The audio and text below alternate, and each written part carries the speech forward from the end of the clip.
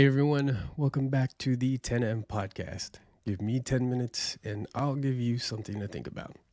I'm RJ, and the 10 today is something I've come to realize recently. It's what I'm calling the unconscious push.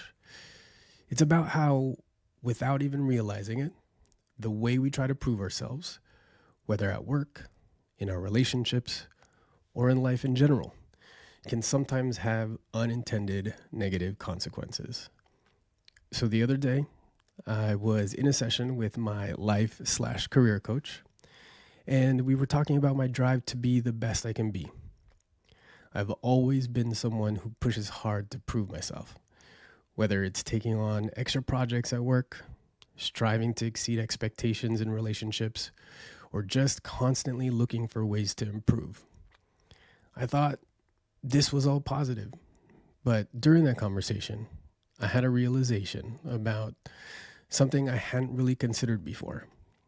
It hit me that, without even meaning to, my intense drive and desire to prove myself could be pushing people in a negative way.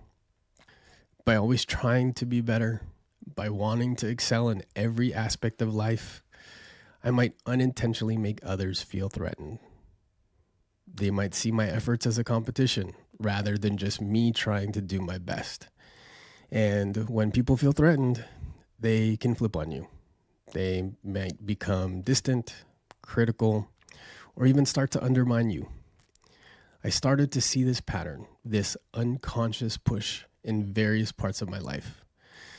I realized that while I was just trying to prove my worth and capabilities, others might have interpreted my actions differently. This realization really hit home because I've experienced this before, not just at work, but in other areas of my life.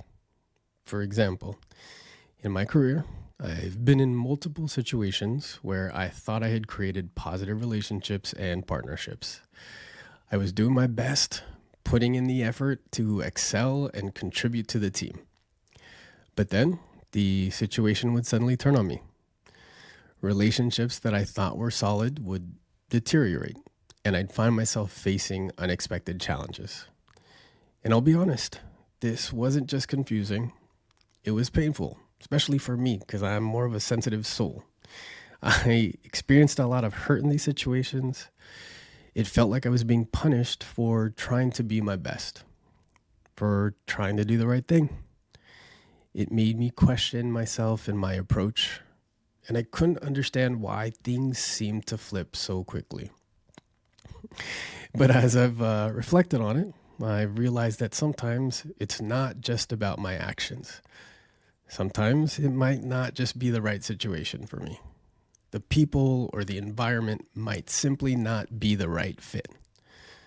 No matter how hard you try, if it's not the right match, things might not work out the way you hoped. For example, there was a time when I was in a work environment that, looking back, was very politically driven.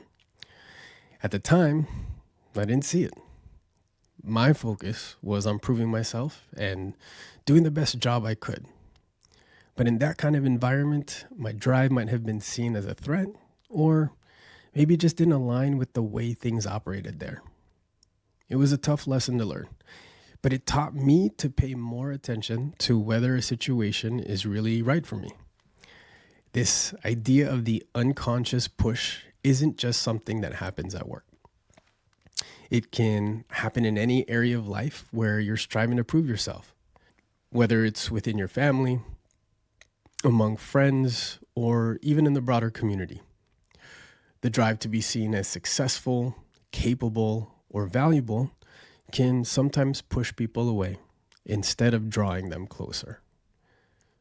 But how do you know when it's the right time to push and when it's better to step back?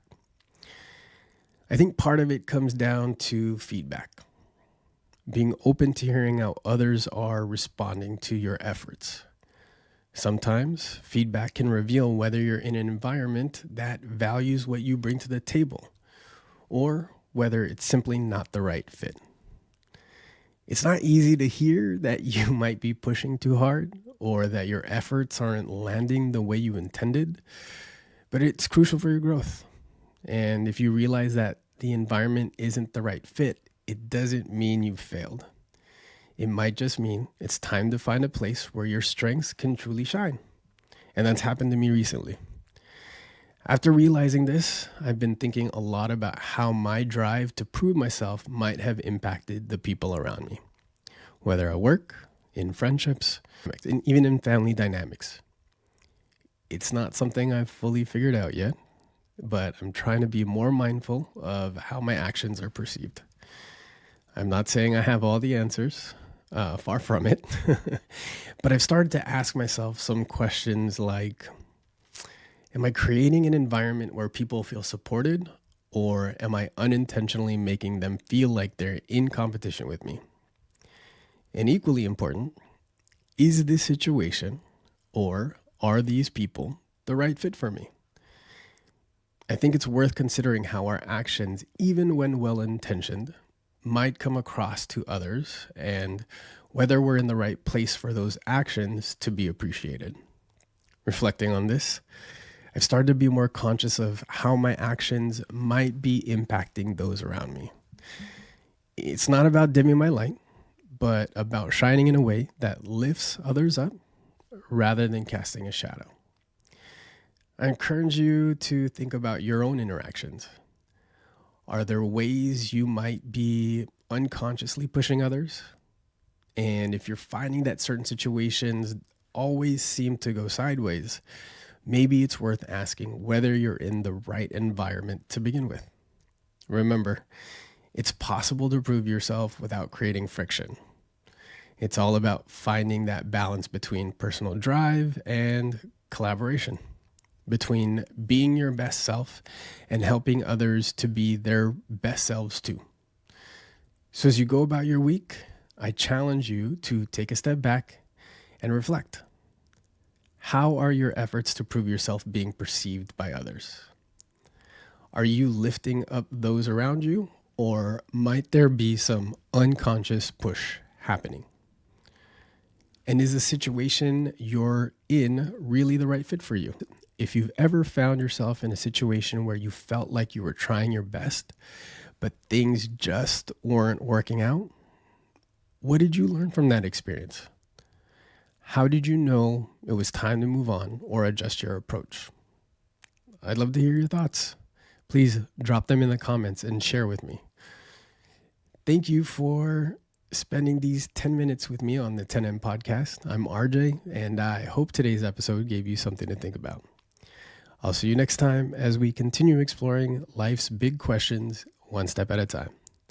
Take care and keep growing.